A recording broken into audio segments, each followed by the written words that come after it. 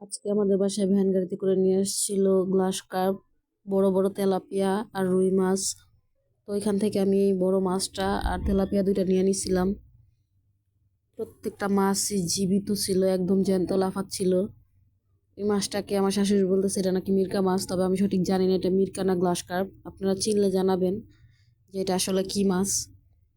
মাছগুলাকে একদম এক সাইজে প্রত্যেকটা মাছ কেটে নিছি। আমার মাছ অনেক পছন্দ, তো মাছ যেমন খাই তেমন সুন্দর করে কাটতেও পারি। নিজের প্রশংসা না, আমার শ্বশুর বাড়িতে সবাই বলে যে আমি নাকি সুন্দর করে মাছ কাটি, মুরগি কাটি। এগুলা কাটতে আমার ভালো লাগে আসলে। এই যে মাছগুলা কেটে সুন্দর করে ধুয়ে পরিষ্কার করে নিচ্ছি। এখান থেকে কিছু মাছ আজকে আমি রান্না করব।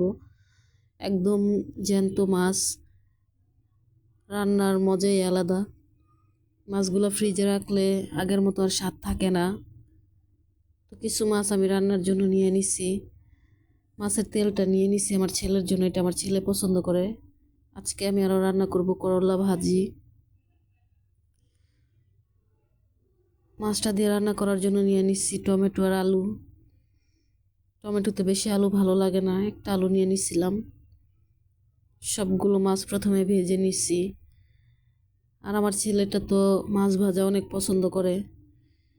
আজকে ঘুম থেকে উঠতে উঠতে আমার প্রায় 10:30 11টা বেজে গেছে। তো আমি তাড়াহুড়া করে রান্না করতেছিলাম, কারণ আমার ছেলে অন্য কারো ঘরে খাবে না। তার দাদি রান্না আগে হয়ে গেলে ওরে খেতে বললেও বলবে যে কেন আমাদের ঘরে আসে না, আমার আম্মু রান্না করছে না, এরকম আর কি। তো এই যে ছেলের জন্য তেলটা আলাদা করে নিলাম।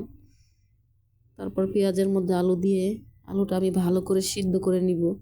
আলুটা যখন সিদ্ধ হয়ে যাবে তখন আমি মশলা দিয়ে টমেটো দিয়ে মশলাটা কষিয়ে নিব। অপরদিকে অন্য চুলায় আমি করলা ভাজি করে নিছি। করলা ভাজিটা আমরা এইভাবেই কাঁচা কাঁচা খাই, খুব একটা সিদ্ধ করি না। করলা ভাজি বেশি সিদ্ধ করলে নাকি এর পুষ্টিগুণ নষ্ট হয়ে যায়। গতকালকে লতি ছিল, ওইটা গরম করে নিলাম।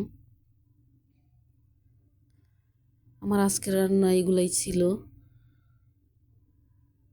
রান্নাটা অলমোস্ট শেষ। মাছটা দেওয়ার পর জালে আসলে নামাই দিব। রান্নার পর দেখতে ঠিক এরকম হয়েছিল। ভিডিওটা ভালো লাগলে লাইক কমেন্ট ফলো করে যাবেন। ধন্যবাদ।